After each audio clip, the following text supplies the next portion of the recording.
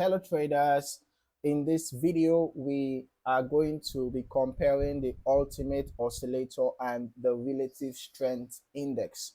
All right, we want to find out which indicator gives better trading results. Okay, I'm going to start by adding both indicators to the chart. All right, so the ultimate oscillator and the relative strength index are both momentum indicators used to evaluate the strength of price movement. However, they differ in how they calculate momentum.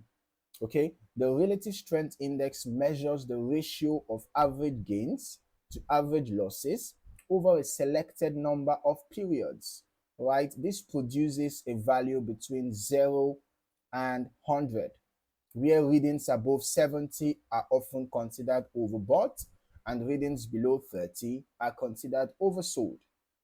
Now, the ultimate oscillator uses a more complex approach by combining momentum calculations from 3 different time frames, right? The goal is to reduce false signals and provide a more reliable view of market momentum. Okay, so because the RSI focuses on a single time frame, it can react quickly to price changes. Okay, this makes it useful for identifying short-term momentum shifts and divergences between the price and the indicator. Okay, but the ultimate oscillator, by contrast, tends to provide more balanced momentum signals since it blends multiple time frames into a single calculation.